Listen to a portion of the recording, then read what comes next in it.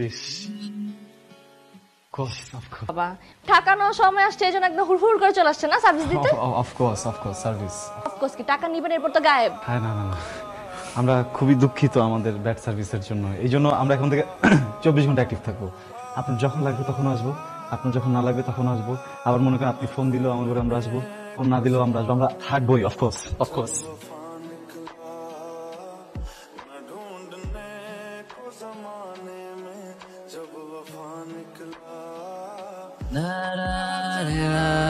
হ্যাঁ আপনার সমস্যা কি? আপনি এইভাবে তাকাচ্ছেন কেন আমার দিকে? আপনি মনে করছেন যে আমি আপনার দিকে তাকিয়ে আছি না? মনে হওয়ার কি আছে? আপনি তো এখনো আমার দিকে তাকায় আছেন। এখন টেলিভিশনের দিকে তাকিয়ে আছি, বুঝছেন? আমার হচ্ছে কি ছোটবেলায় মই থেকে পুড়ে যায় আমার চোখে একটু ডিস্টার্ব দেখা দিছিল, টেরা হয়ে গেছি। এই জন্য এখন আমি যেদিকে তাকাই আসলে তো ওইদিকে।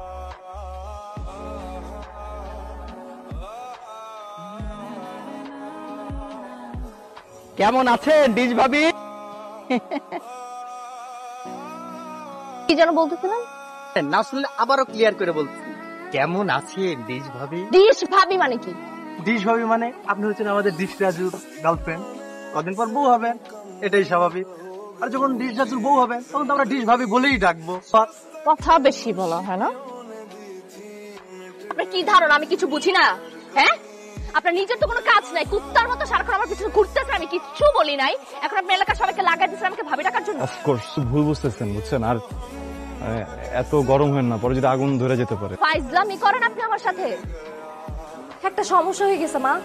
কি সমস্যা? সে ছেলেটা আছে না, ও এতদিন আমার পিছনে ঘুরঘুর করছে, আমি কিচ্ছু বলি নাই। তারপরও কি করছে, এলাকার সবাইকে বলে দিছে আমাকে ভাবি ভাবি ডাক। আর আজকে কি করছে জানো? ওর মা আমাকে মার্কেটে পাইছে, পেজে দেখো আমাকে আন্টি পরে চলে গেছে, আমি কিছু বলতেও পারি নাই। আমি আসলে ডিশের ব্যাপারে কথা বলতে আসিনি। কিছুদিন ধরে আমাকে ফলো করছে, ব্যাপারটা আমি স্বাভাবিকভাবে নিয়েছিলাম, কিন্তু ওর কারণে এখন এলাকার ছেলেপেলে আমাকে ভাবি বলে ডাকছে। এই গতকালকে আমি মার্কেটে গিয়েছিলাম, ওইখানে আমার হঠাৎ রাজু মা মানে আন্টির সাথে দেখা হয়ে গেল। কিন্তু কিছু না জেনে না বুঝে আমার এই যে এই ফিঙ্গার রিংটা আমাকে হাতে পরেই চলে এসেছে। I am very sorry. আমি দায়ভার নিচ্ছি রাজু ডিস্টার্ব করার জন্য, সেটি আমি দেখব। আসলে তিনি আমার স্ত্রী ছিলেন, আই এম শিওর। যিনি আপনাকে এই আংটি রাজুর সামনে পরিয়ে দিয়েছেন তার চেহারা তো আপনার মনে আছে নিশ্চয়ই? জি জি। এটা দেখুন তো, এই ছবিটা কিনা? না না না আঙ্কেল, উনি ছিলেন না তো। স্ত্রীকে দীর্ঘদিন চিনি। Very sorry from my heart যে আমার ছেলে আপনাকে সংকুচিত করছে, বিরক্ত করছে। কি হয়েছে? রাগারাগি করছো কেন ওর সাথে? রাগারাগি শুধু করিনি, ওর গায়ে হাত দিয়েছি, ওকে চড়িয়েছি। ওর গায়ে হাত তুলেছো? হ্যাঁ হাত তুলেছি। মেরেছো ওকে? মেরেছি। আর কারণ তোমার এই ছেলে পাড়ার একটি মেয়েকে বাসা থেকে মানে এমন বিরক্ত করে বাসা থেকে মেয়েটি বেরোতে পারে না। কি বলছো তুমি? আমি যা বলছি ঠিকই বলছি। আমাদের স্টাফ জাকির আছে না, তার বড় বোনকে মা সাজিয়ে নিয়ে মার্কেটে যে হেনস্থা করেছে। রাজু তোর বাবা কি বলছে? এতদিনের তিলে তিলে অর্জন করার মান সম্মান দুই চাক করে দিয়েছে তোমার এই ছেলে। আম্মা প্লিজ, আচ্ছা আমাকে একটু বলতে দাও। আমি কখনো কিছু বলি না এর মানে এই না যে আমি বলতে পারি না আমি বোবা। আবার আপনি কিসের মান সম্মানের কথা বলেন আমার একটু বলেন তো। আপনি জানেন এলাকার মানুষজন আপনার কি নামে ডাকে? জানেন কি নামে? ডিশ রাজু। আর আমার ডাকে ডিশ রাজু। এটা কোনো নাম? অনেক ভালো লাগতে পারে, আপনার অনেক বছর ব্যবসা। আমার তো না, আমি তো এটা করতে চাই না, আমার তো জোর করে ধরা দিচ্ছেন। আমার তো ভালো লাগে না আব্বা। আমি মেয়েটাকে ভালোবাসি, আমি মেয়েটার কাছে গেছিলামও, কিন্তু মেয়ে আমার মানে নাই। মেয়ে আমার কেন মানে না এটা জানেন? আমার প্রফেশনের জন্য। আমি যদি একটা চাকরি করতাম বা অন্য কিছু করতাম এটা আমার মেনে নিত, কিন্তু আমার তো প্রফেশনের সমস্যা। এর ব্যাগটা দেখছো, বুঝে পেয়েছি। বাবা নিয়ে গেছে। তুই যে ব্যাপারটা করেছিস না একদম ঠিক হয়নি।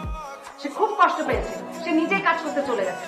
তুমি কি বল আম্মা? আব্বা এই বসে কাজ করতে চলে, আমি দেখতেছিলাম না সবকিছু। তুমি তার একটু, আমি তো লজিকে বলতে। বস আমি একটা ইমার্জেন্সিতে আছে, আসতেছি। আমি আব্বার সাথে একটু দেখা করে আমি আসতেছি। আব্বা উপরে না, চাচাই তো ওইদিকে 13 নম্বর রোডে কইলো নিজের কাম নিজেই করব।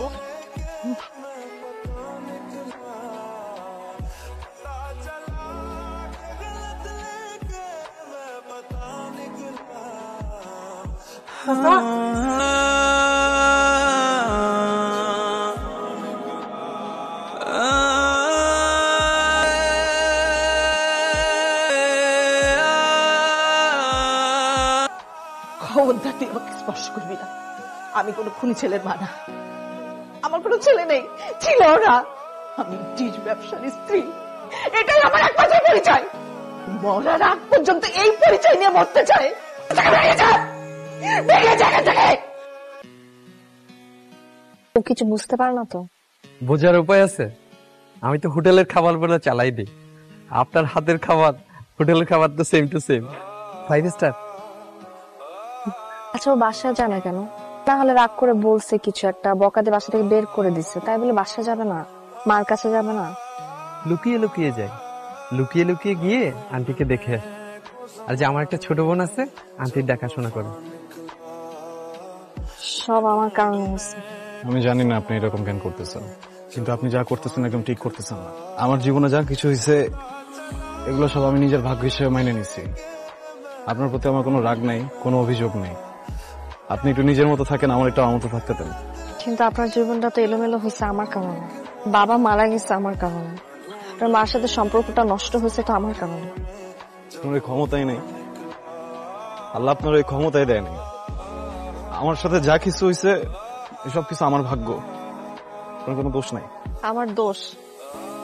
আপনার ডিশ ব্যবসা নিয়ে আমার কখনো কোনো সমস্যা ছিল না, বিশ্বাস করেন। আমার সমস্যা ছিল আপনার শিক্ষায়। আমি সবসময় চাইছি আমার লাইফ পার্টনার আমার থেকে উচ্চ শিক্ষিত হবে, আর অ্যাটলিস্ট আমার মতো শিক্ষিত হবে। আমার বাবাও শিক্ষিত ছিল, কিন্তু আমার মা তো আবার উচ্চ শিক্ষিত। এই কারণে আমার বাবা কখনো আমার মাকে নিয়ে কোথাও যায় নাই, তার সাথে ভালো বিহেভ করে নাই, সবসময় একটা সন্দেহের মধ্যে ছিল। আমি না আমার লাইফে এরকম কিছু চাই নাই, আমি এই কারণে আপনাকে অ্যাভয়েড করছি, এছাড়া কোনো কারণ নাই। বুঝতে পারছি, আপনার জায়গায় আমি হইলেও মনে হয় এটাই করতাম। আপনি জান আমার আপনার উপরে কোনো রাগ নেই। কিন্তু আমার আছে। আপনি যখন আমাকে বিরক্ত করতেন তখন আমার খুব রাগ হতো, আমি আসলে অনেক বিরক্ত হতাম। কিন্তু এখন যখন আপনি আমাকে বিরক্ত করেন না, তখন আমি আরো বেশি বিরক্ত হচ্ছি। এখন যখন আমি আপনাকে পাচ্ছি না চারপাশে, তখন আমি বুঝতেছি যে আমি আসলে ভালোবাসি আপনাকে। I love you.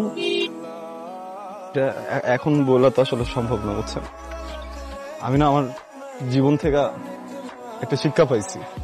জীবন যখন আপনারা কিছু দিবে না, তখন আপনি অনেক কিছু হারাই ফেলবেন। আমি দেখেন আমার আব্বাটারে হারাইছি, আপনিও মনে করেন কিছু হারাই ফেলছেন। আমি আপনাকে ছাড়া থাকতে পারবো না, আমি ভালোবাসি আপনাকে, প্লিজ। আমি আপনাকে কেমনে নিয়ে যাবো?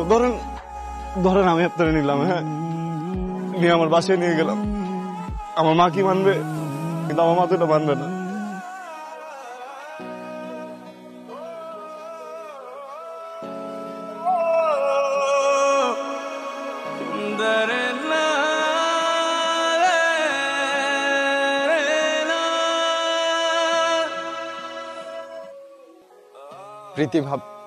প্রীতি আপারা এলাকা ছেড়ে চলে যেতেছে।